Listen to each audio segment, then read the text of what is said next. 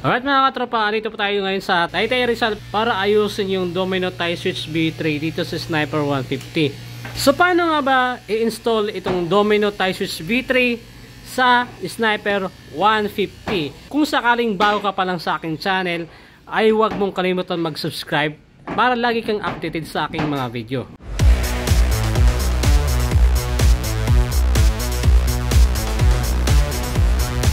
Okay mga katropa, dito mo tayo mag-start sa left. Okay, sa left switch muna tayo.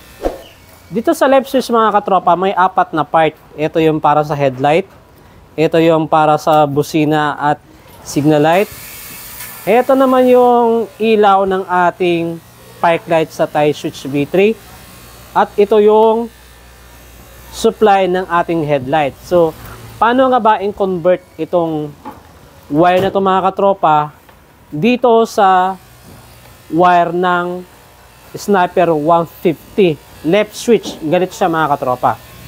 Uunahin natin dito yung kanyang headlight. Okay, so tandaan nyo mga katropa, wala ko ibang makikita dito sa headlight ng stock ng wire ng Sniper 150 itong socket na to. Ayan, so may tatlong wire siya dito mga katropa: dark green, brown at yellow. Okay, so yung green mga katropa, so ito yung low beam ng ating Sniper 150. Okay, tapos yung dilaw, ito yung high beam ng ating Sniper 150. Tapos itong brown, ito yung linya ng accessories wire ng Yamaha. Okay, so dito naman tayo sa kabila mga katropa, red socket na to mga katropa. Dito, okay, pag dyan nakaharap, okay, andito yung lock. Yung pink wire mga katropa, ito yung negative trigger ng ating busina. Okay, so may busina dito mga katropa sa left switch. Ito yung trigger niya, yung pink. Tapos yung black, ito yung negative supply. Okay, from negative, dadaan sa input ng horn switch, pang pindot ng switch. Dito naman lalabas yung negative sa pink wire. Okay, so black at pink, negative yan mga katropa. Itong black, input, pink, output ng busina. Okay, dito naman ito sa tatlong wire mga katropa. So ito yung brown na may lining na white, ito yung main supply ng ating signal light. Ibig sabihin, ito yung output ng ating flasher relay. Okay, tapos yung green mga katropa, ito yung right signal light. Tapos yung brown, ito yung left signal light. Okay, so ang gagawin natin dito, puputulin natin yung mga wires na ito mga katropa, kasi naman sobrang haba. Ayan, so magiging spaghetti to pag nilagay na lang natin. Okay, so ayan, ayusin mo natin yung wiring, tapos ipakita ko sa inyo mga katropa after natin ma-rewire. Okay, so tara, let's go. So yan mga katropa, ito na yung conversion ng ating left switch na tie switch V3 papuntang stock wiring ng Sniper 150. Dito tayo mag-umpisa sa ganitong socket. So para saan ba ito mga katropa? Okay, so ito yung linya ng ating park light ng tie switch V3. Okay, so pag in-on mo, iilaw yung ating park light. Ito yung kanyang supply.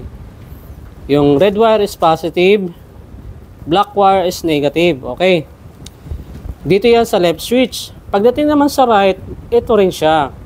Yung red wire ng ating right switch mga katropa, dito natin connect yung red wire sa, ayan, dark blue. Okay, sa right switch mga katropa, sa right. Yung red wire, kinonect natin sa dark blue. Okay, tapos yung black wire ng ating park light, ito yung negative, pinuto lang natin at kinonect sa kanyang black wire din. Okay, so tandaan nyo mga katropa, dito sa right side, nag-modified tayo ng wiring. Yung red wire, kinonect natin sa dark blue ng right switch. Okay, tapos syempre, isasalpak nyo na yan. Ayan, ganun. Ayan, okay. Dito sa ating left switch, sa ating tie switch V3, lalo na dito sa black wire. So yung black wire ng ating spark light mga katropa. Okay? Dito tayo sa black wire. Nakakonect to sa negative ng ating busina. Dito sa ayan. Black wire din ng Sniper 150. Okay, so tumbukin nila itong socket na ito mga katropa. Ito yung black wire niya. Negative ito.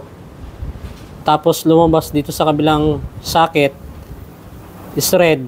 Dito tayo nag-tap ng black wire sa left switch ng ating tie switch V3. Okay? So, hindi na importante mga katropa kung anong kulay yung socket na ikakabit nyo dito. Kasi, ito yung socket na ginamit natin. Iba-iba itong kulay. Hindi na ito yung stock mga katropa. Sa inyo na yan, kung anong klaseng socket yung hirap tanggalin ang gagamitin nyo. Tulad dito mga katropa. Ayan ha. So, ayan. Okay. Ayan ito. So ito mga katropa, hindi na to yung stock niya. Okay. Gumamit tayo ng iba para i-plug and play na lang. Okay. So ayan. So dito na tayo sa ating busina. Okay. Sa busina ng ating Sniper 150 mga katropa, ito ang kanyang linya. Pink at black. Okay, yung pink tumagos dito, naging puti. Tapos kinonek natin sa black wire. Okay? Black wire ng tie switch V3. Okay? Yung pink na yan, pwede nyo i-connect sa light blue or yung pink na to, i-connect nyo sa black wire ng tie switch V3. Walang problema dyan mga katropa, baliktaran yan. Tapos, dito naman sa ating black wire ng ating Sniper 150, ito yung pinaka main supply ng ating busina. At yung pink, ito yung output. Okay? So, dito tayo sa black wire. Tapos, tumagos dito sa red wire. Ayan, mga katropa. Black wire, naging red wire. Okay? Tapos, kinonek natin dito sa light blue ng tie switch V3. Ito yung input ng ating busina. Negative to mga katropa. Okay? Tapos, dito naman tayo sa ating signal light. Okay? Ayan. Dito, may makikita tayong tatlong wire. Brown na may lining na white at green. Okay? So, dito tayo sa brown. Yung brown na to mga katropa, ito yung ating left signal light. Left mga katropa. Okay? So, pag binaypay mo mga katropa, naging blue yan. Ayan. Okay? So, dito sa socket, dito tumagos siya mga katropa, naging blue. Okay? Tapos, ikakabit nyo rin yan sa brown ng left switch. Okay? Brown to brown. Okay? Tapos, dito naman sa ating brown na may lining na white, ito yung main supply ng ating signal light. Tumagos yan dito sa kabilang socket, naging dilaw.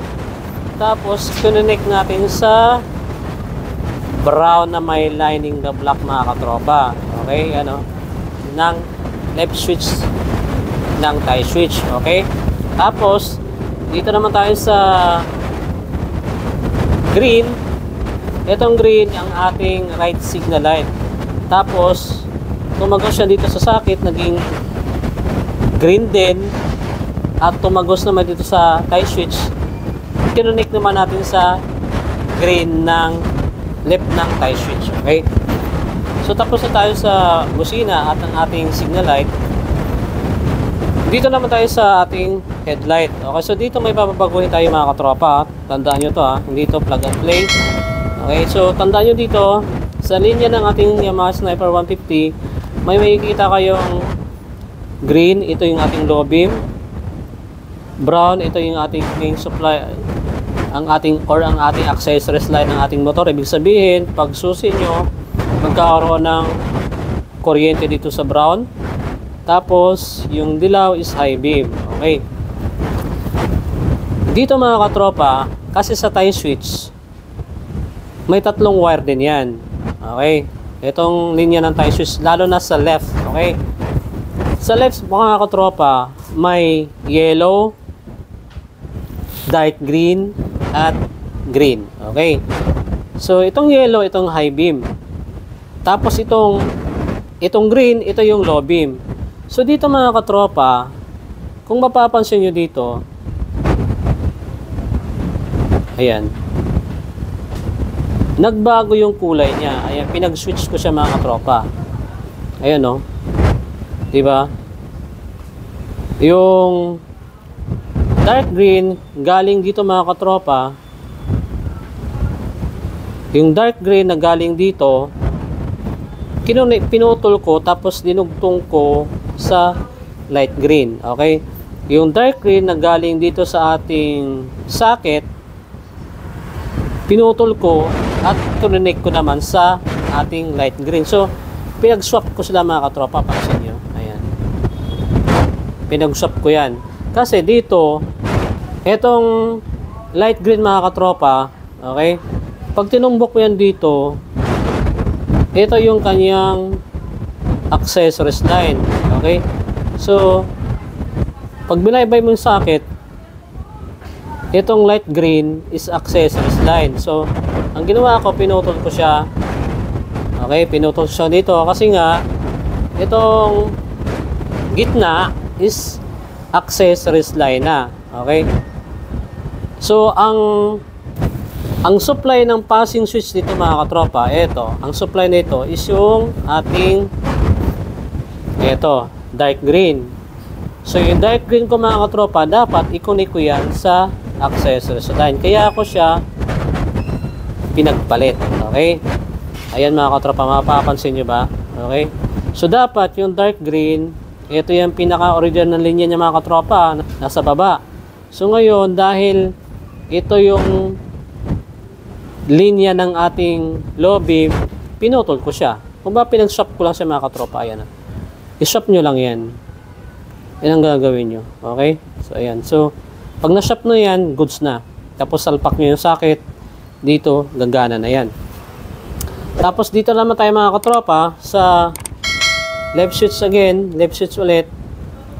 Yung blue na may lining na black, ito yung supply ng ating headlight. So, ang gagawin nyo, paputulin nyo lang kasi sobrang haba yan. At dito rin sa right switch, yung blue na may lining na black, ipagtugtong nyo lang. Okay? Ayan. Dito naman tayo sa ating right side. Okay, so ito, natapos na natin to. Dito sa right side, yung blue na may lining na white at yung black wire, ito yung supply ng ating push start. So, ang gagawin nyo lang, exian nyo, tapos isalpak nyo dito. Plug and play na yung mga katropa. Baliktaran din yan. Walang problema kung yung blue na may lining na white, makabit nyo dito sa red wire. Ayan, makabit nyo dyan. Tapos yung black, eto, makabit nyo sa blue na may lining na white. So, walang problema mga katropa. Baliktaran yan. So, pwede yung blue na may lining na white, i-connect nyo sa blue na may lining na white dito. Tapos yung black wire, i-connect nyo sa red na may lining na black. So, baliktaran nyo mga katropa. Okay? So, na tayo dyan. Tapos dito naman tayo sa dilaw. Okay? So, yung dalawang dilaw mga katropa, ito yan. Okay? Dalawang dilaw na wire. Tapos yung dalawang dilaw na light blue, ay dalawang wire na light blue, ito yan. Ito. Okay? So, ang gagawin nyo mga katropa, yellow wire, brown at light blue, pagsamahin, tapos i-connect nyo sa accessories wire dito. So, yung brown na yung mga katropa, ito yan. Dito yan natin kinuha. Kasi kung dito pa natin idudugtong, mahaba na yung wire, kaya dito na tayo nag-tap at hininang natin. Okay? Tapos, yung natitirang dalawang wire, yung yellow at light blue, nasa inyo na yun mga katropa. Kung i-connect nyo ba ito sa mini driving light, high and low, or sa mga anong klaseng mga accessories na ilalagay nyo. Pwedeng sa kill switch, etc. Nasa inyo na mga katropa. Pero sa case na to, itong dalawang wire na to, i-connect natin dito sa park light. Okay? Sa tala. Ayan, tala lamp. Ayan. Zipat. Okay? Zipat to mga katropa. Zipat. Tapos, yun lang. Ang gagawin natin dito mga katropa, babalutin tapos ibabalik na natin. So, i-arrange mo natin mga katropa tapos ipapakita ko sa inyo yung result. Okay? So, ayan. Ang gawin natin, balutin mo natin. Alright. Ito na yung finish installation natin sa Domino tie switch V3 mga katropa. Okay, so Domino tie switch V3. So, etong switch na ito mga katropa, itong button na to, tsaka ito, kinunik natin to sa park light dun sa Z-pot. Okay, ito yung kanyang blinker, ito kanyang change color. Okay, tapos ito naman yung gitna, ayan, sa kanyang park light. Okay, park light ng tie switch V3. Tapos syempre dito push start, tapos yung pinakasagad dito is headlight. Okay, so dito yung sagad, headlight yung mga katropa. Tapos dito syempre passing, may kasamang passing na yan, and high and low na mini driving light. Tapos dito hazard. Okay, hazard yung mga katropa. Dito left and right signal light, ayan. Tapos busina. So start natin. So demo tayo. Ito yung kanyang park light. Okay, ayan. Violet. Off natin. Ayan mga katropa. Violet sa mga katropa. Off, park light. Headlight. Ayan. Park light. Dulo. Headlight. Ayan mga katropa. Okay. Tapos, dito syempre push start yan. Kaso nga lang, medyo hindi kaya ng battery mag push start, kaya kinikik natin. Tapos dito, ito yung kanyang change color sa ito. Ayan. Hop. Ito, blinker. Ayan. Okay. Okay. Ayun yung change color niya mga katropa. Ayan. Okay. Tapos blinker. Okay. Ayan. So dito naman tayo sa left switch. Ito syempre passing ngayon. Ito. Passing. Yun o. Okay. Tapos ito high and low ng headlight. High and low. Ayan. Low. Okay. Ayan. Low. Alright. Tapos syempre dito left and right signal light. Ayan. Pero so habang nagsisignal light mga katropa, ayun, sumasabay din yung Z-pot. Ayan. So hindi patay natin yung signal light. Okay, so naka-steady siya. Pag nag-signal light tayo, sumasabay. Ganoon din sa kabila mga katropa sa right side. Ayan. Naka-red dito, ito nag-blink. Okay? Ayan, red, nag-blink. Tapos pag sa kabila tayo mag-signal light, ayan. So dito na may nag-blink, dito na may naka-steady. Sumasabay sa right signal light. Okay? Pagdating naman sa hazard, so hindi siya gumagana kasi yung ating flasher relay stuck lang. So ang mangyayari dito, papalitan na lang yung flasher relay kasi ang kaya niya lang pailawin dalawa ng sabay-sabay. Hindi niya kaya pailawin yung apat ng sabay-sabay. Tulad nito, hazard tayo. Yan. Naririnig yung mga katropa. Patay natin yung makina. Yan. So, ibig sabihin pag ganun, hindi gaya ng flasher relay. So ang gagawin nyo, papalitan nyo ng itong relay na ito. Palitan nyo ng electronic relay. Electronic flasher relay. Siyempre, yung ating busina. Subukan natin. Ayan. So alright mga paps. So yun lang mga katropa yung ating tutorial. At kung sakali nagustuhan mo, huwag mong kalimutan mag-subscribe sa aking YouTube. Mag-follow sa aking Facebook page. Alright, so this is Light Moto, the wiring moto vlogger. Ride safe and God bless. Bye-bye. Pops. Thank you. Okay.